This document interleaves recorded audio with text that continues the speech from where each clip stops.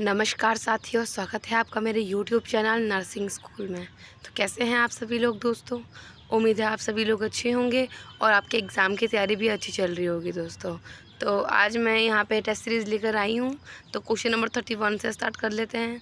Test series 1 जो है मैंने यूट्यूब चैनल पर अपलोड कर दी है, आप वहाँ जाकर देख लेना, ठीक है। तो मैंने लिंक भी डाल दिया डिस्क्रिप्शन में, वहाँ देख लेना।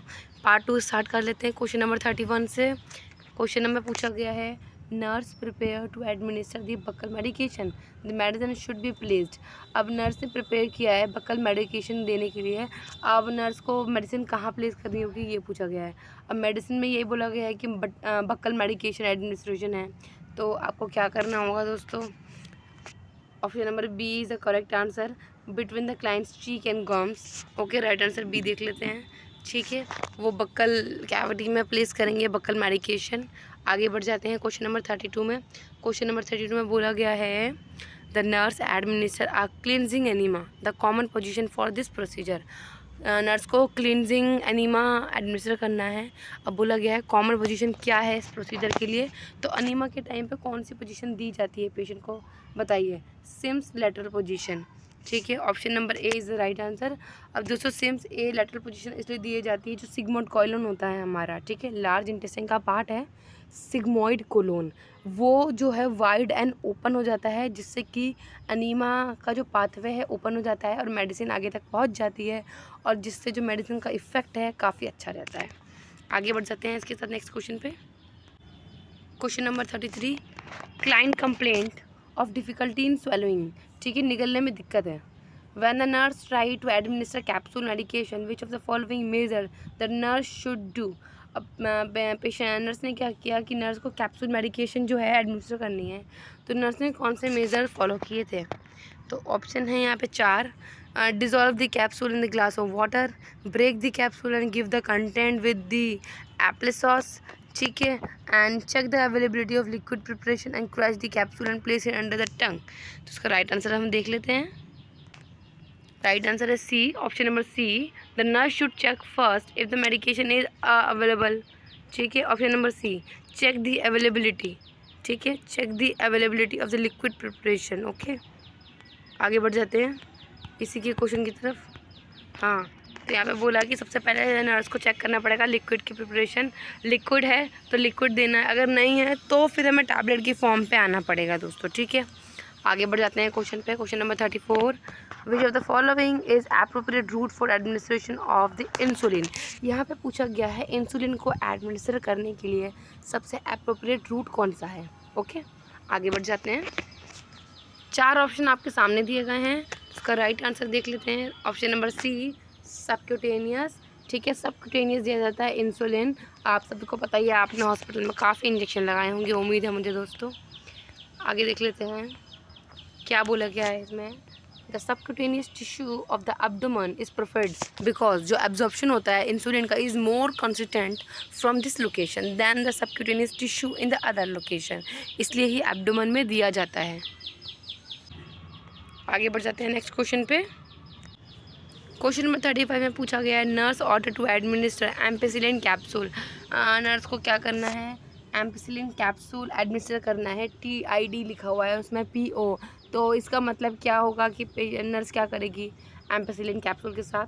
4 ऑप्शन सामने दे रखे हैं, 4 ऑप्शन से राइट आंसर है option number A, 3 times a day, because TID means TDS means TID, ठीक है, TID mean three times a day and PO mean पर ओरल। ओके, तो राइट आंसर आपको चल गया है पता। ओके ओके, आगे बढ़ जाते हैं हम। Question number 36, back care is the best describe as. अब इसमें बोला गया है जो बैक केयर है उसे बेस्ट कैसे डिस्क्राइब कर सकते हैं। तो राइट आंसर देख लेते हैं ऑप्शन नंबर ए, इसमें बोला गया है caring for the back by mean of massage, back की केयर करना मसाज के थ्रू, ठीक है, caring for the back by the mean of massage is the right answer.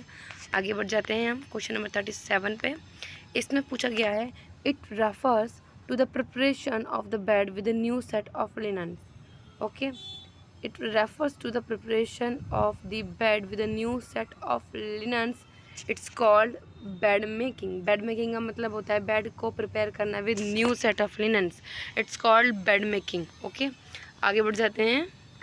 Question number 38, which of the following is the most important purpose of the hand washing. इसमें बोला गया है, 4 option आपके आंखों के सामने है, इसमें से सबसे इम्पॉर्टेंट पर्पज़ कौन सा है हैंड वॉशिंग का। ओके, तो राइट आंसर है option number B, to prevent transfer of micro organism. ठीक है, ऑप्शन नंबर बी इसका राइट आंसर है। आगे बढ़ जाते हैं। हैंड वॉशिंग जो है एक single most effective infection control measure होता है। ओके, आगे बढ़ जाते हैं। Question number 39, what should be done in order to prevent contaminating of the environment in bed making। Okay, हमें क्या अवॉइड एंड प्रिवेंट हम किसे ऑर्डर पे बेड मेकिंग करनी चाहिए जिससे कि हम कंटेनमेंट जो होती है ना, कंटामिनेटेड, सॉरी दोस्तों, सॉरी वर्ड थोड़ी स्लिप हो रही थी टंग मेरी। तो जो कंटामिनेशन जो होता है ना इन्वायरमेंट में, वो कैसे हम प्रिवेंट कर सकते हैं इन बेड मेकिंग। ठीक है, ऑप्शन में दे रखे हैं 4 ऑप्शन में से राइट आंसर क्या रहेगा, avoid the fanning soiled linen.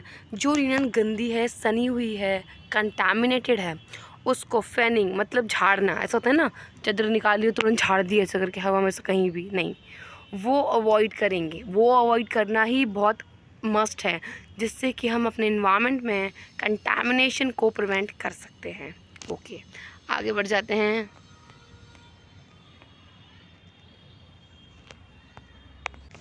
Question number 40, the most important purpose for cleansing a bed bath. ठीक है, इंपॉर्टेंट पर्पस बताना है क्लींजिंग अ बेड बाथ के लिए। उसका राइट आंसर रहेगा ऑप्शन नंबर ए।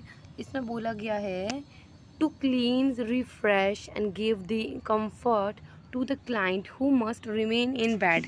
जो हमेशा बेड पे ही बेड रिडन पेशेंट रहते हैं, उनको क्लींस, रिफ्रेश देना और कंफर्ट देना सबसे मस्ट है। Okay, question number 41, which of the following technique involve sense of site. इसमें बोला गया है इन 4 में से कौन सी टेक्निक है जो कि सेंस ऑफ साइट की टेक्निक को इन्वॉल्व करती है। ठीक है, टेक्निक कौन सी जो सेंस ऑफ साइट कहलाती है, तो इसका राइट आंसर है ए, इंस्पेक्शन।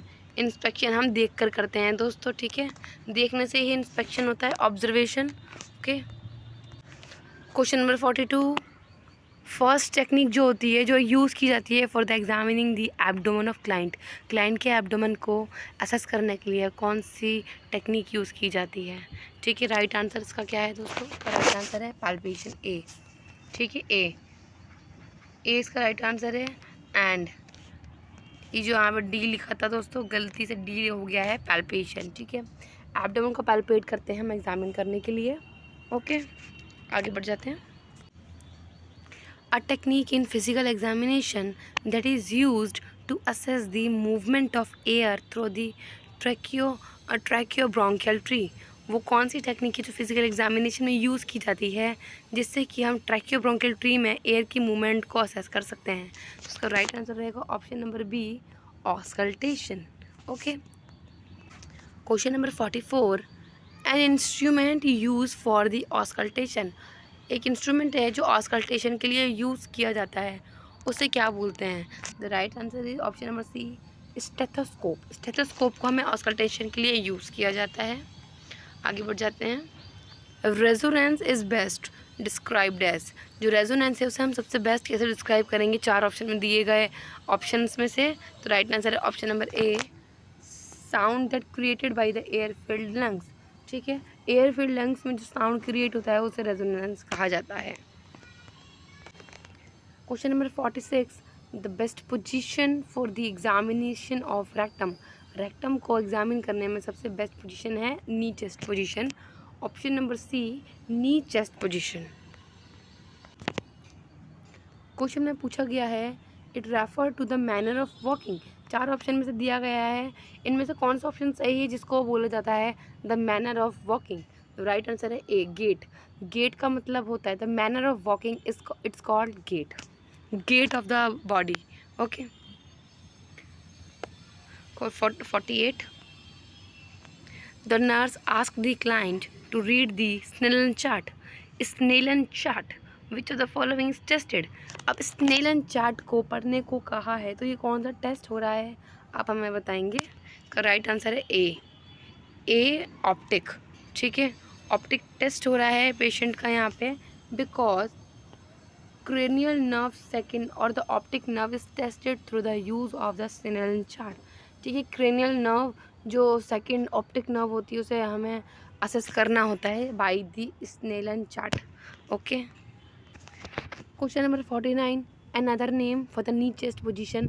अभी जैसे मैंने एक क्वेश्चन बताया था आपको नी चेस्ट पोजीशन का, तो इस क्वेश्चन में अब ये पूछा गया है नी चेस्ट पोजीशन का एक और नाम क्या है।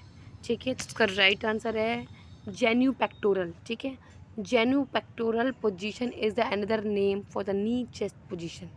ओके, आगे बढ़ जाते हैं।